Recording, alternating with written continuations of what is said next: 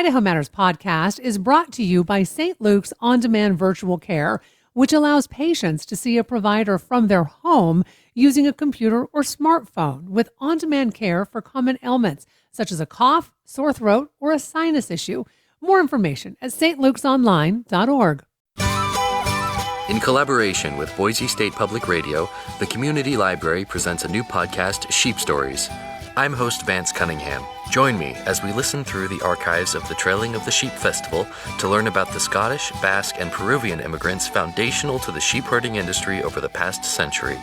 Hear their stories of traveling to Idaho and learning the language of the sheep. Find Sheep Stories wherever you get your podcasts and at boisestatepublicradio.org.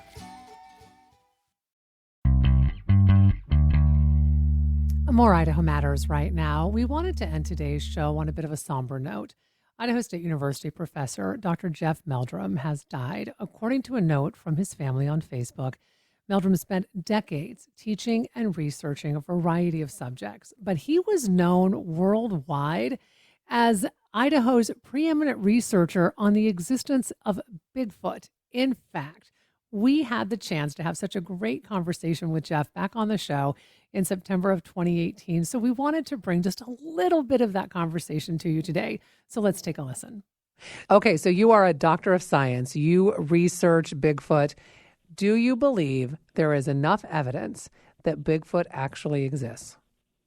Well, whenever the term believe is a very loaded one, so I want to be careful here, because the skeptics like the ideological skeptics like to heap the moniker true believer of course on people in a very pejorative way, and so rather than the connotation of accepting something in the absence of evidence, you phrased your question well.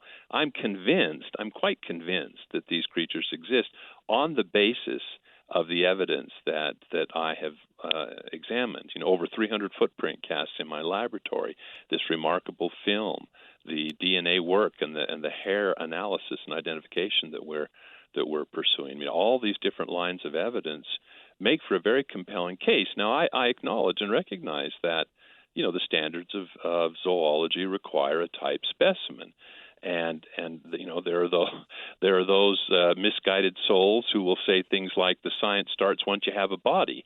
Well, that's ridiculous. The science starts once you have a question and start gathering data and observations. And that's what I'm arguing, that even if the evidence to date in hand is not conclusive, it should be persuasive that we should at least be considering this very interesting question, that there could be species of hominoid, be it the Yeti, be it the Russian Almas, the Chinese Yeren, these that might actually be species of hominoid or hominin that have survived alongside Homo sapiens in remote corners, in refugia, across the globe. Mm-hmm. That shouldn't come as a surprise given our current understanding of the bushiness of the family tree and the remarkable persistence of some of those lineages, like the discovery of the Hobbit in Southeast Asia. That's just only tens of thousands of years old, these fossils that have been recovered. And the scientists are acknowledging as they sort of scratch their head, yes, the local people have been telling the story. Right. They've been telling the truth. People up in the mountains. Yes. They've been telling the truth all of these centuries. All right. So last question, very quickly. So having grown up, I grew up in Washington State, as I mentioned, growing up in the Northwest. So I did. I just grew up. It's like, look, Bigfoot.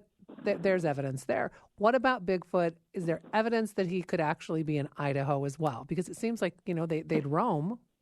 Mm-hmm. Oh, certainly. There's ample evidence. Idahoans tend to be a little more tight-lipped about it, at least historically. We don't need anybody else moving here. That's right.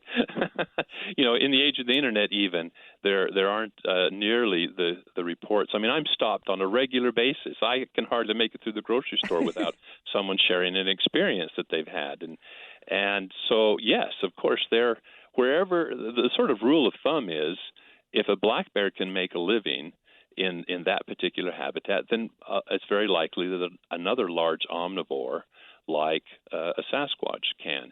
But they're probably very, very rare by comparison. So, for example, you bring up Idaho. There's 25 to 30,000 estimated black bear in Idaho. I'd wager there's probably 150 to 250 Sasquatch, and we don't have time to go into how I come up with that number. It's not entirely from the hip, but it's a working inference of their population density. It's a very different creature. It's a large-bodied ape that has a long life expectancy, a very protracted reproductive cycle, and it wouldn't require, I may say it more hypothetically, wouldn't require a lot of individuals to maintain this population, and one dispersed widely throughout the environment with very large home ranges.